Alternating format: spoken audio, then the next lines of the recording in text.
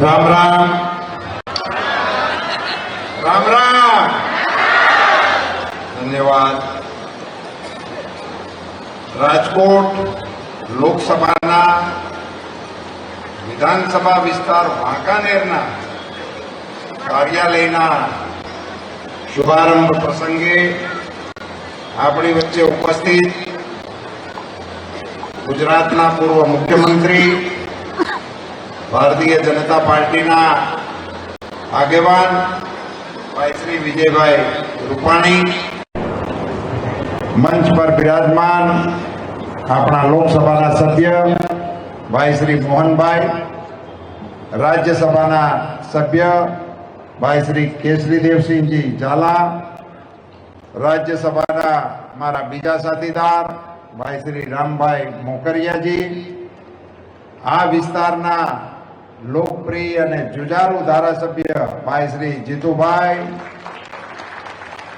मोरबीना धारासभ्य भाई श्री कांतिभाई अमृतिया, जिला भाजपना माननीय अध्यक्ष भाई श्री रणछोड़भाई दलवाड़ी, अमारा महामंत्रीश्रीओ भाई श्री केएस अमृतिया, नरेन्द्र सिंह झाला, जेठाभाई मियात्रा, अन्य हमारा आगेवानों हिरेन भाई पारेख, पूर्व गुजरात सरकारना मंत्री भाई श्री गोविंद भाई पटेल, एवं बीजाज पूर्व मंत्री भाई श्री अरविंद भाई रयाणी, हमारा आगेवान भाई श्री नागदान भाई चावड़ा, तालुका पंचायतना प्रमुख श्री हरुभा झाला, पूर्व प्रमुख भाई श्री धर्मेंद्र सिंह जी झाला, शहर भाजपना प्रमुख भाई परेश भाई मडवी, आगेवानो अपना श्री गोवर्धन भाई सरवैया,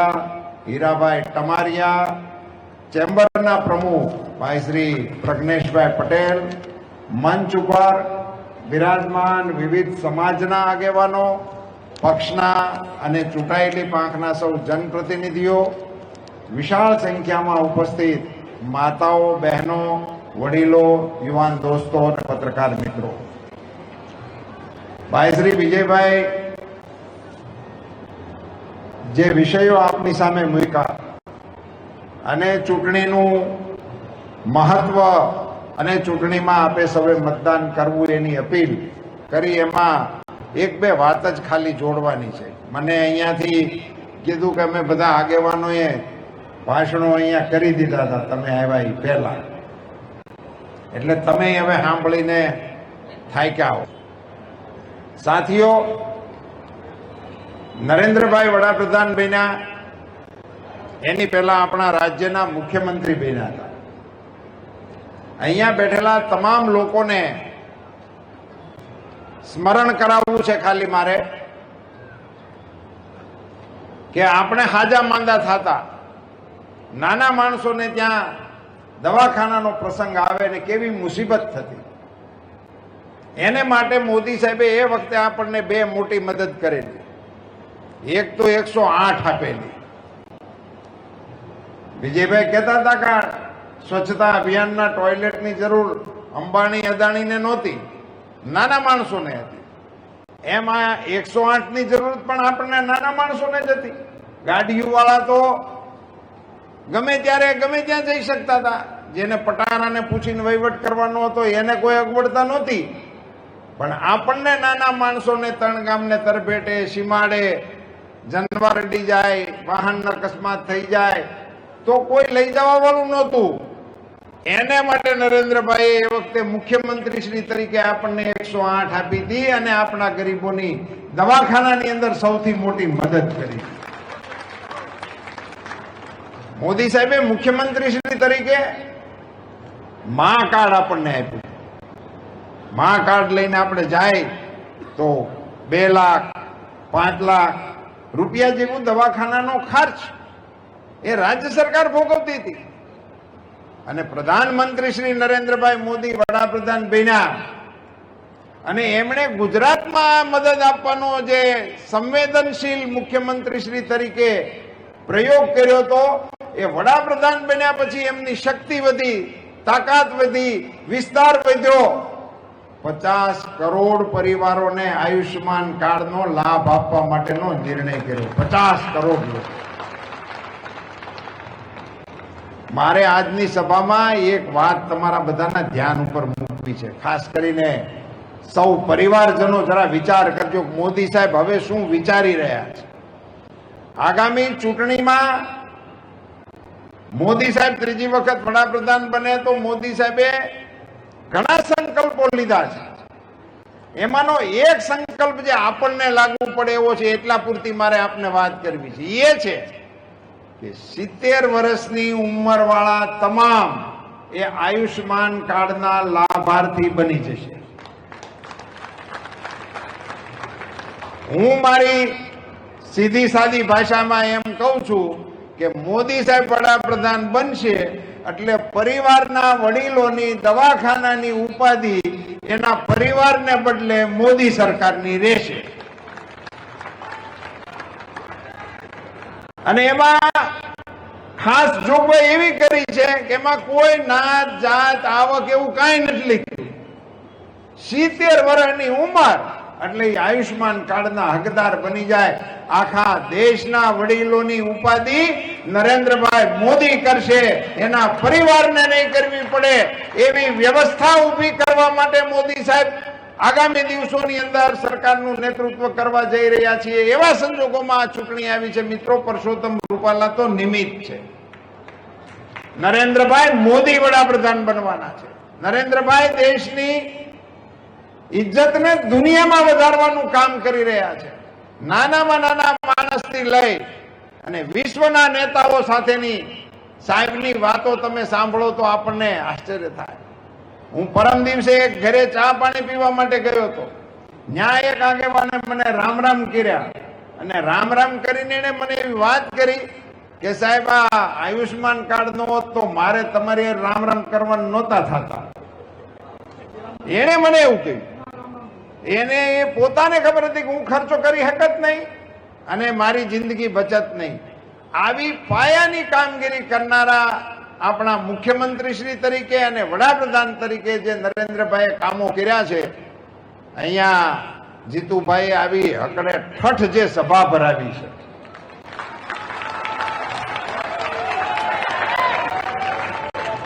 આમાં કોઈ સરપંચ બેઠા હોય તો હાથ ઊંચો કરે. વાહ, મોર જ છે. લો, વાહ વાહ, શેઠે નહીં મોર છે. આપનું નામ હું જરાક ઉભા થાવજે. ખમા, નામ બોલજો જી જરાક ભાઈનું. માવજીભાઈ, તમારા ગામમાં ભારત સરકારના કેટલા રૂપિયા આવ્યા આ વર્ષે? ભારત સરકારના નાણાં પંચના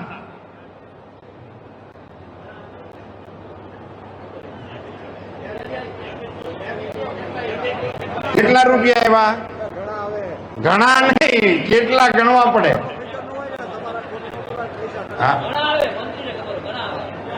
ઘણા આવે એમ કે છે. હવે કોઈ સરપંચ ને યાદ હોય આંકડો બોલેવા હોય તો એકાદ જણ બોલો.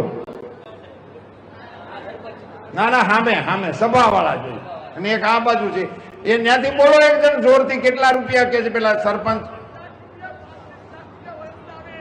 35 લાખ. 35 લાખ. ધન્યવાદ.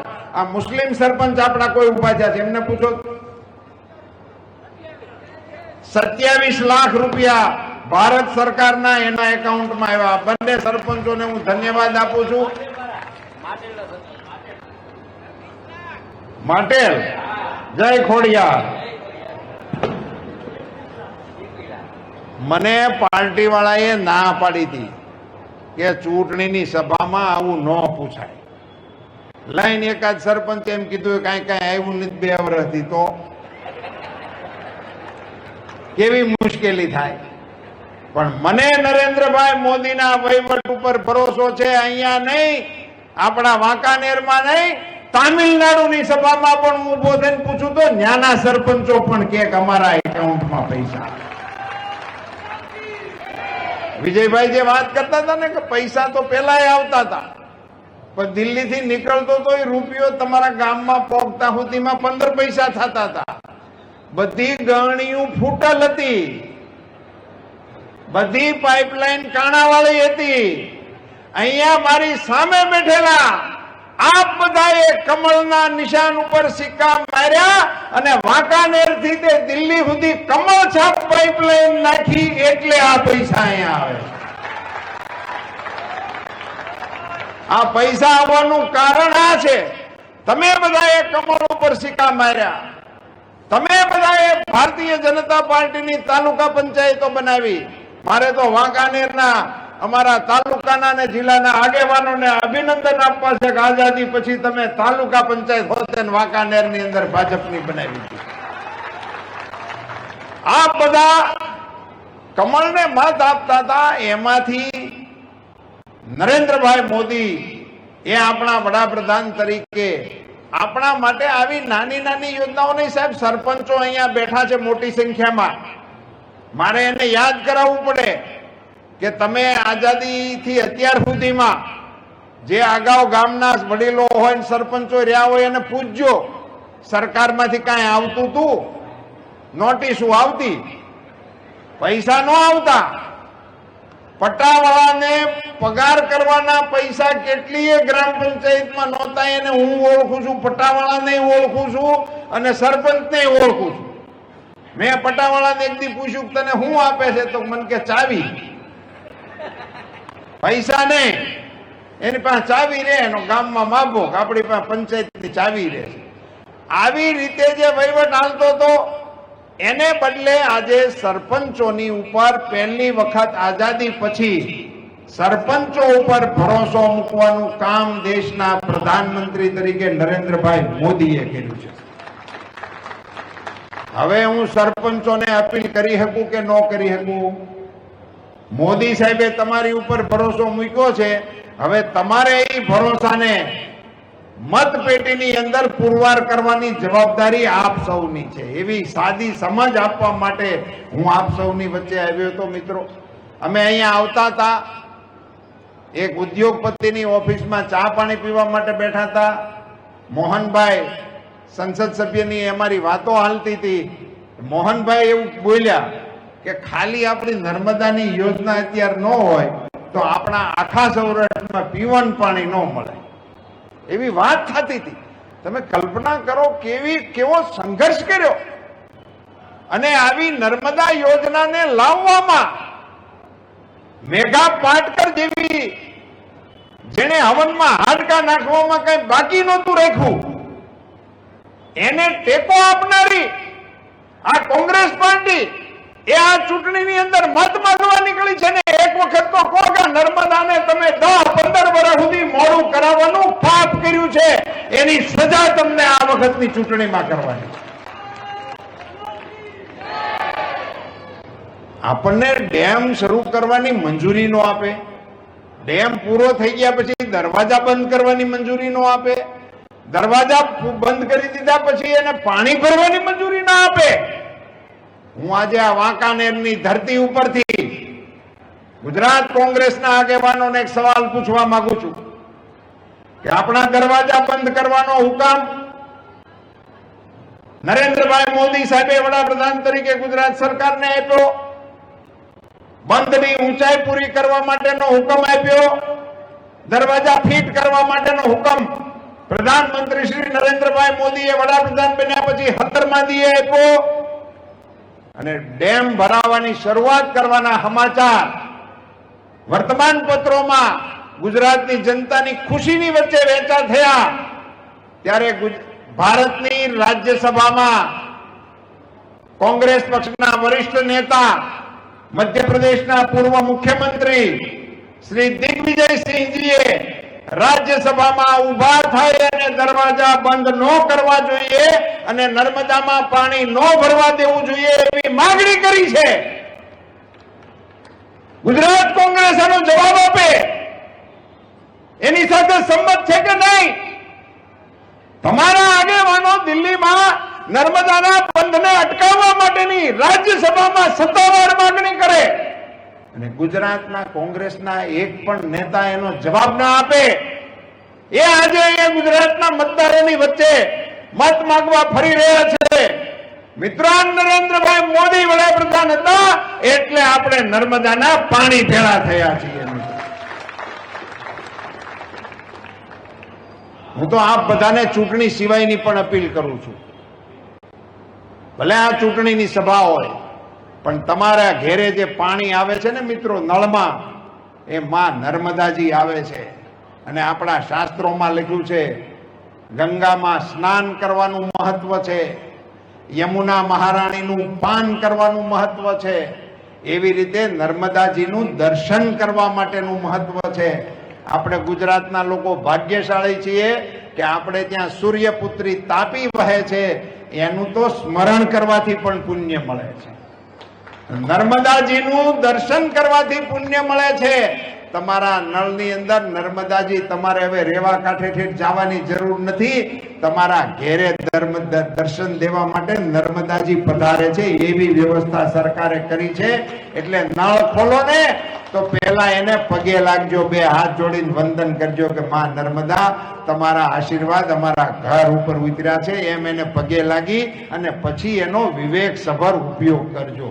આટલું આપણે કરવું જોઈએ. સાદું પાણી નથી, આ માં નર્મદાનો પ્રસાદ છે. ભારતીય જનતા પાર્ટીની સરકાર સિવાય આ કામની અંદર કોઈનું યોગદાન નથી. એવા સંજોગોમાં ચૂંટણીઓ આવી છે ત્યારે દેશના વડાપ્રધાન તરીકે નરેન્દ્રભાઈ ત્રીજી વખત વડાપ્રધાન બને, એના માટે આપ સૌ પ્રચંડ મતદાન કરો, 100% મતદાન કરો, એની અપીલ કરવા માટે આપની વચ્ચે આવ્યો હતો. મારે વાંકાનેર વિધાનસભાના ધારાસભ્ય શ્રી, વાંકાનેર વિધાનસભાના તાલુકાની ટીમ, અહીંના અમારા જિલ્લાના આગેવાનોની ટીમ, એને બધાને આ કાર્યક્રમને આટલો ગરિમાપૂર્ણ બનાવવા માટે અભિનંદન આપવા છે. આપ બધાને એક નાની એવી ભલામણ કરવી છે. બાલ્કનીમાં ઊભા છે એને બધાને, અહીંયા ઊભા છે એને બધાને, જે બેઠા છે એ બધાને, હમણાં આપણી આ સભા પૂરી થાય એટલે પછી તમે ઘેરે જશો, ઘેરે પૂછશે ક્યાંય ગયા હતા, બધાને પૂછે, તમને પૂછશે. સામાન્ય જવાબ તમે એવો આપી દેવો કે રાજકારણની સભા હતી, એમાં તમને કઈ સમજણ ના પડે. આ સામાન્ય પ્રેક્ટિસ. પણ આજનો દી હું કહું એવું કહેશો? કહું આપને બધાને એક વિનંતી કરું તો કરું. આપ ઘેરે જાઓ ને ત્યાં અમારા બેનને એમ કહેજો કે આજે લોકસભાની ચૂંટણીનું આપણા વિધાનસભાનું વાંકાનેરમાં કાર્યાલય ખોલ્યું. આપણા પૂર્વ મુખ્યમંત્રી વિજયભાઈ રૂપાણી આવ્યા હતા, આપણા સંસદ સભ્ય મોહનભાઈ આવ્યા હતા. અહીંયા તમે બધા લાડથી અને કેસરીસિંહ દેવસિંહજીને બાપા કહો છો, એ પણ અહીંયા પધાર્યા હતા. આપણા ધારાસભ્ય જીતુભાઈ આખો મામલો સંભાળતા હતા. મોરબીના પાડોશી ધારાસભ્ય કાનાભાઈ આવ્યા હતા. અને આપને મંચ ઉપરથી જેટલા આગેવાનોના નામ યાદ રહે ને આવડે એ બધા આવ્યા હતા.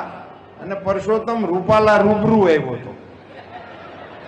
આવ્યો છું તો એ તો કેવું જ પડે ને. એણે એવી ભલામણ કરી છે કે તડકો બહુ હશે એટલે દી ઉગ્યામાં આ વખતે મતદાન 7 વાગ્યામાં શરૂ થવાનું છે.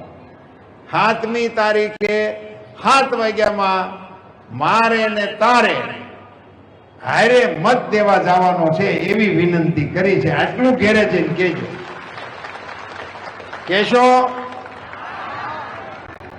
આ વાત મેં તમને એટલા માટે કરી કે 100 રૂપિયાનું મામૂલી દાન પણ આપણે દેવું હોય ને તોય ગોર બાપા આપણને એવું કહે છે કે બોલાવો તમારા ઘરનાને, આપણે સંકલ્પ કરાવવો પડશે. એકલા દાન દેવાની મનાઈ છે.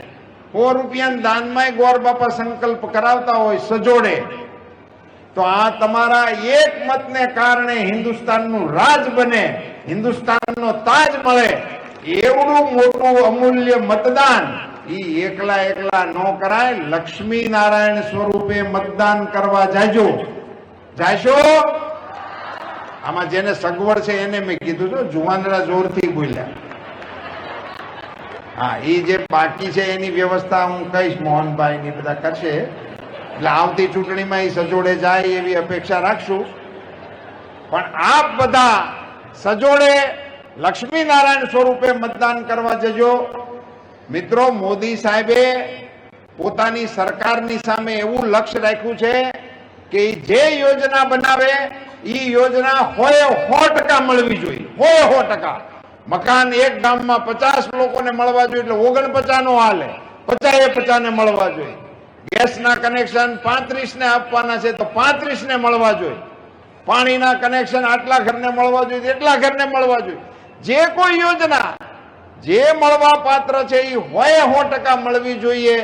જે રાષ્ટ્રનો વડો સરકારને 100% સિદ્ધિ તરફ લઈ જવાની કોશિશ કરતો હોય તો આપણે નાગરિકો તરીકે એક વખત એવી ટ્રાય ન કરીએ કે આપણે સામે 100% મતદાન કરવા જવું જોઈએ. 100% મતદાન કરવા માટેનો સંકલ્પ લઈ અને આપ અને આપના પરિવાર, સગા સંબંધીઓ સાથે પ્રચંડ મતદાન કરીને ભારતીય જનતા પાર્ટીના સમર્થનમાં મતદાન કરો. આપ સૌનો ખૂબ ખૂબ આભાર. ભારત માતા કી, भारत माता की वंदे।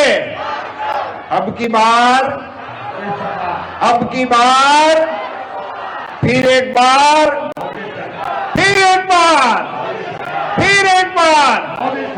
धन्यवाद. खूब खूब आभार.